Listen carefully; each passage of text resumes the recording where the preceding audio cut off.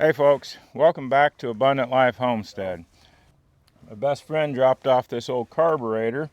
I don't know a whole lot about it yet. He wants me to rebuild it, and it's going to go on this 1958 Ford 1841 industrial backhoe.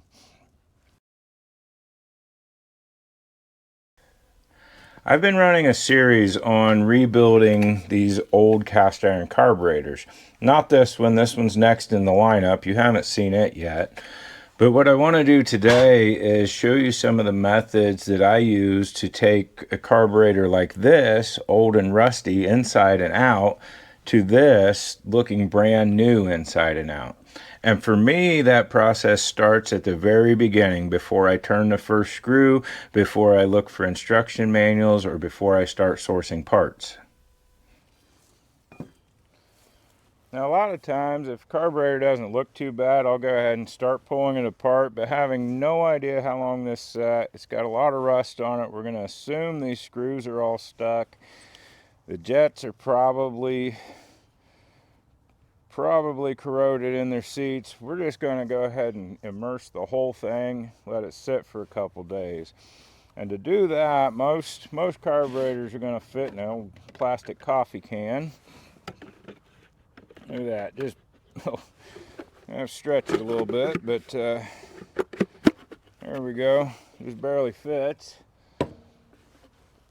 Put it in an old saucepan that either don't let your wife know or take one that she done quit using. I've had this one in the barn for a while. And get you some nice high quality carburetor cleaner. And yes, that means kerosene.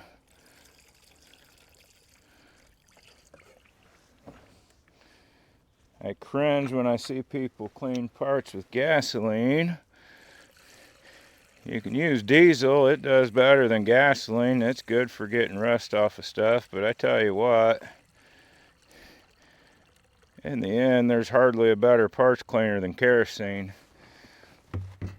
And honestly, as far as chemicals go, it's not much worse than any other regular parts cleaner.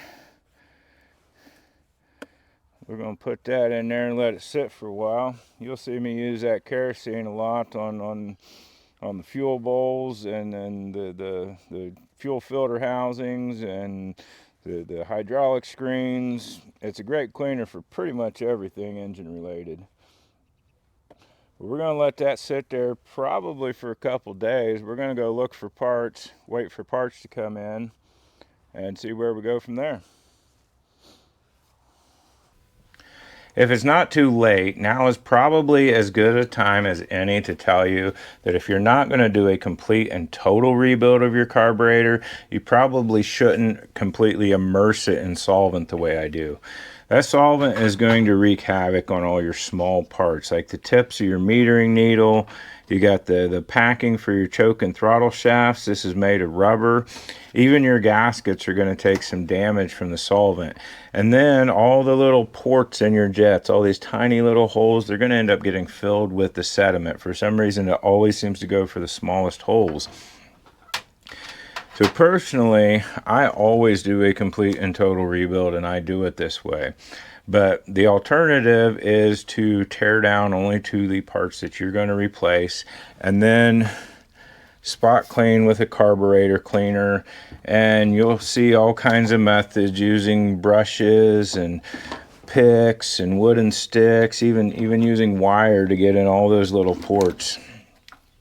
And honestly, all this stuff, I think, when you're working on an old cast iron carburetor, especially with the picks, especially with anything that takes pressure, you're just asking for trouble and chipping that old cast iron.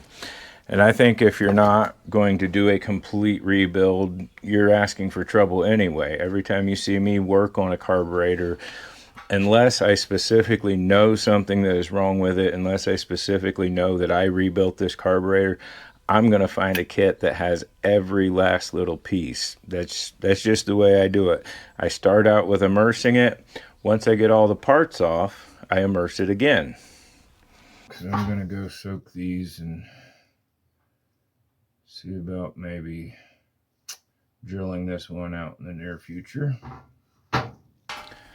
So yeah, that's how I do the initial cleaning, both in the beginning and during the process. Good solvent, kerosene in my case, I love using that, and a good blowgun hooked to your compressor, something with a small enough tip that you can get in all the holes and ports.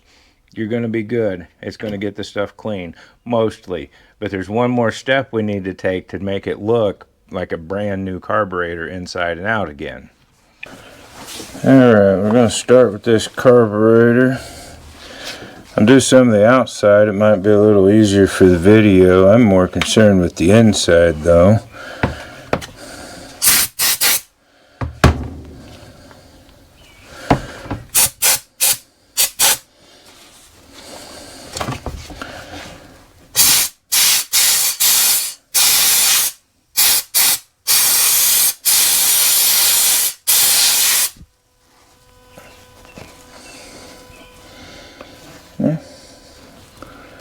Cleans it up pretty nice versus the other sides that ain't been hit.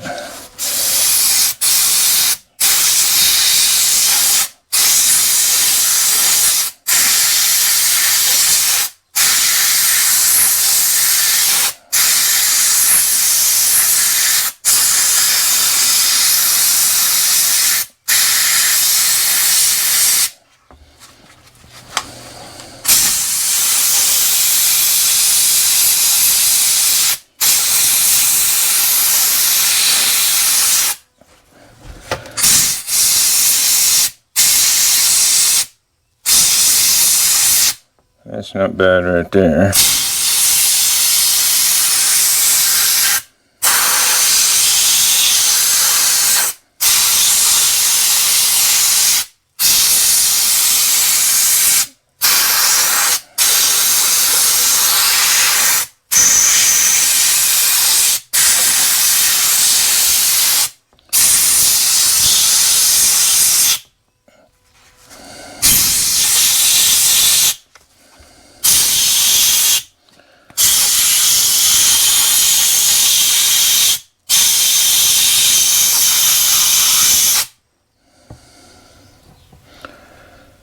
Might need to find a tap to run through that hole.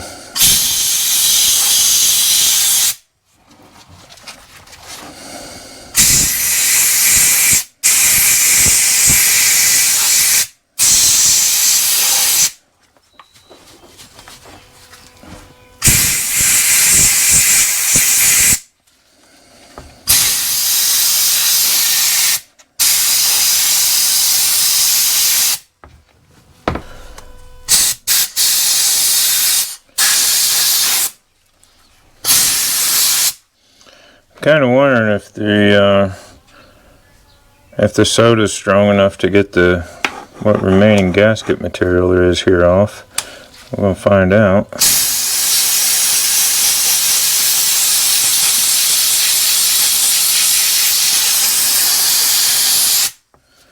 It gets a good bit of it.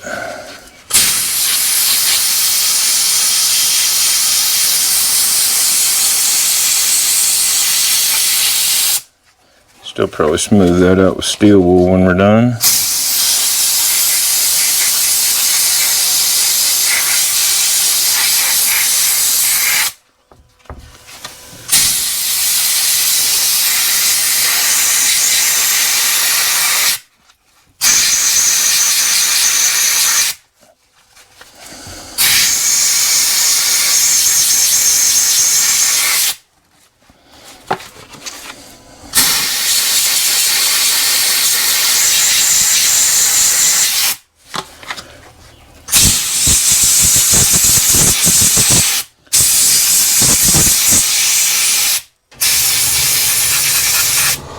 Blow this off with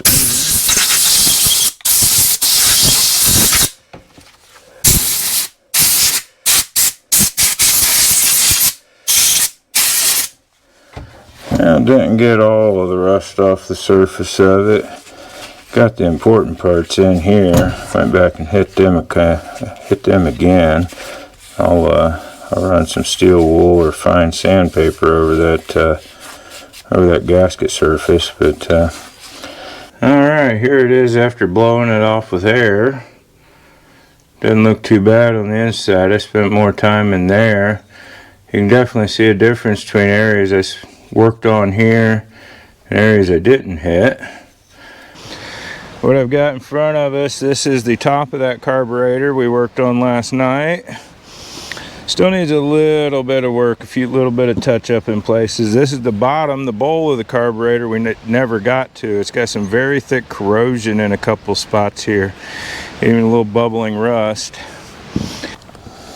See if we can get some sunlight down that carburetor. It's got some had some baking soda in it from last night, but you can see it's pretty chunky down in there. We're going to see how much of that we can clean up. There we go.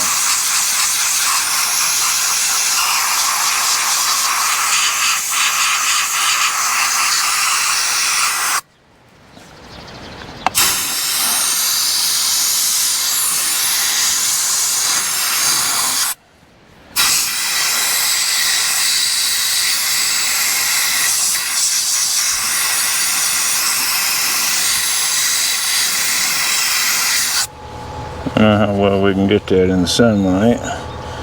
Not too terrible so far. It's cleaning up that gasket surface alright. Never got to back here. Never got anything in this side of the bowl yet. I did get it in here. Getting us down to the metal anyway.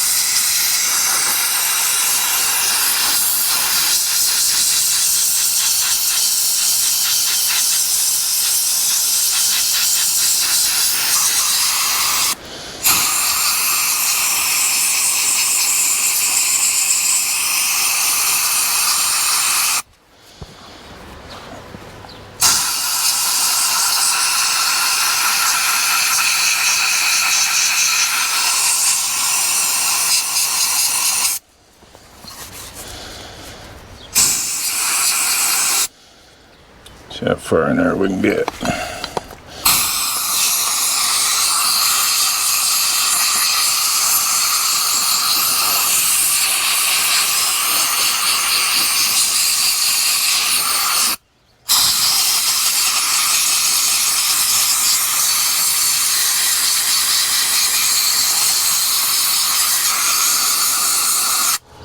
Looking pretty good in there. Got most of it down inside of here, and I don't think I'll ever be able to get that on camera angle, but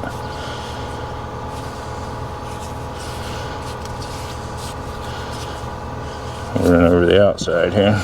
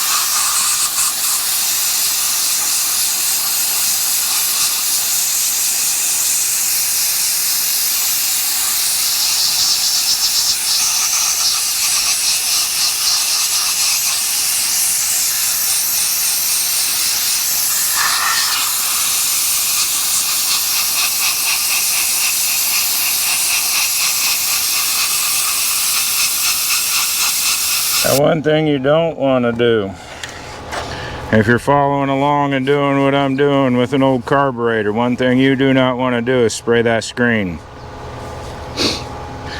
Many of these screens, especially in these old, what is this, 86 years old? No, 66-year-old carburetor. those screens aren't replaceable. They never made new screens for those. Sometimes you can get these wool pack screens and stuff to put in there, but your best bet is just to leave the soda blasting away from that screen.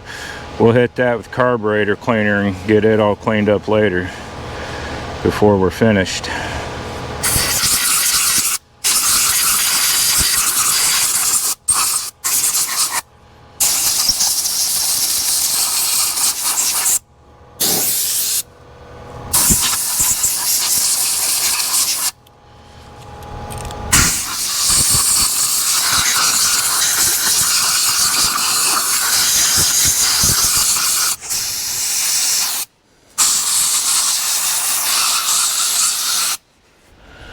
What else did I see?